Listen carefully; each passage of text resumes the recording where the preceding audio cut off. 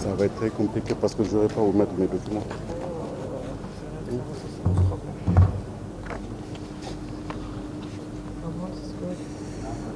Il y a un problème. On a un problème d'espace pour les documents.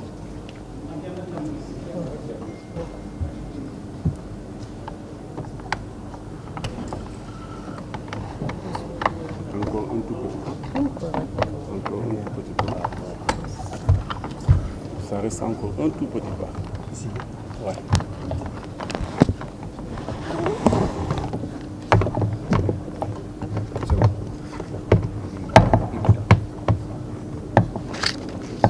Non, ça va.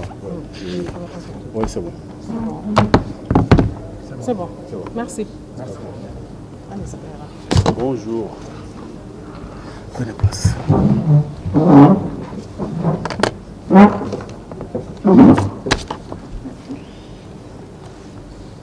Merci beaucoup, messieurs, dames de la presse. Merci d'avoir répondu à l'invite de monsieur le procureur de la République, monsieur Abdou Diop. Et donc, déjà, nous nous excusons pour ce retard accusé pour le démarrage de ce point de presse. Lequel point de presse, je le rappelle, fait suite à un certain nombre d'événements qui sont intervenus hier. Donc, monsieur le procureur tenait à faire face à la presse pour apporter un certain nombre d'éléments. Et je rappelle que monsieur le procureur a à ses côtés le premier substitut, monsieur le procureur, monsieur Assangom, ainsi que le procureur adjoint, monsieur Soya-Doussi. Donc c'est un point de presse, je tiens à le préciser, donc il n'y aura pas un échange entre le procureur et les journalistes. Donc c'est un point de presse, une déclaration que le procureur va faire, et ensuite il y aura la projection d'une vidéo. Ensuite, le procureur va terminer par un résumé en wolof de sa déclaration. Donc, monsieur le procureur de la République, monsieur Abdou Diop, vous avez la parole. Merci bien, madame Bintou. Nous vous remercions d'avoir répondu à notre invitation. Et ce point de presse sera essentiellement axé sur l'arrestation de Ousmane Sonko. Et le parquet, par ma voix, a jugé nécessaire, et cela en accord avec la hiérarchie, de communiquer sur les tenants et les aboutissants de cette procédure. Ce point de presse sera essentiellement axé sur la chronologie des appels à l'insurrection répétitifs, rappeler l'ultime appel à l'insurrection à l'origine de son arrestation, citer les conséquences de ces multiples appels à l'insurrection, à savoir les dossiers communément appelés mortel combat, le dossier force spéciale, le dossier commando, le dossier cocktail Molotov et enfin le dernier dossier communément appelé combat final. Force est de constater que des séries de manifestations violentes ont fortement troublé l'ordre public, alourdissant ainsi le bilan de pillage et de destruction des biens publics et privés.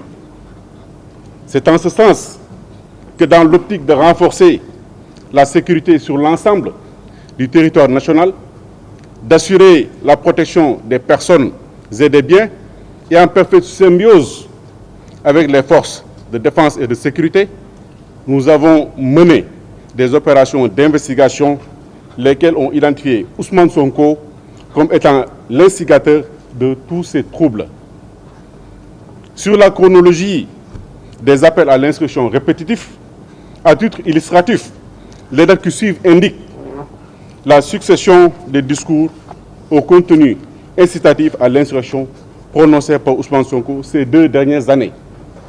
Ainsi, au mois de février 2021, à la suite de sa convocation par la section de recherche de la gendarmerie nationale, le député Ousmane Sonko, leader du PASTEF, a tenu à son domicile un point de presse. Au cours de son discours, il a appelé ses partisans à se mobiliser. Il a tenu les propos suivants. Le combat s'annonce mortel. le mot n'est pas de trop. Nous ne sommes pas au temps de la révolte au salon. Nous résisterons par tous les moyens possibles. La confrontation démarre demain. Il est évident que le contenu du discours d'Ousmane Sonko appelé manifestement à l'insurrection, ses partisans se sont mobilisés le 8 février 2021 devant son domicile pour s'opposer à une éventuelle arrestation. Au mois de juin 2022, Ousmane Sonko a réitéré ses discours au contenu incitatif à l'insurrection en intimant l'ordre à ses militants de défier l'autorité de l'État par la confrontation. Le même processus s'est répété en mars 2023 avec le fameux meeting de Keur Massar, lieu de genèse du Gatsa a été l'occasion pour lui de théoriser l'attaque contre les autorités policières, judiciaires, administratives et a hautement conseillé ses partisans à s'attaquer à elles et à leurs familles. En mai 2023, depuis Ziguinchor, il appelle non seulement ses militants à rejoindre la capitale, mais aussi à se préparer à livrer le combat final, communément appelé Tchoki Fin. C'est ainsi que des milliers de jeunes se sont donné rendez-vous dans la capitale, où on a assisté à des scènes de violence inouïes. L'ultime appel à l'insurrection, à l'origine de son arrestation d'hier,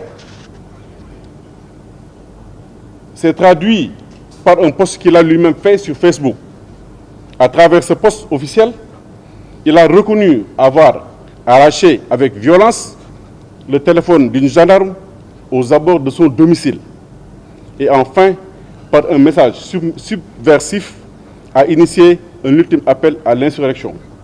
Donc, juste pour dire que ce sont des dates parmi une cascade de menées subversives.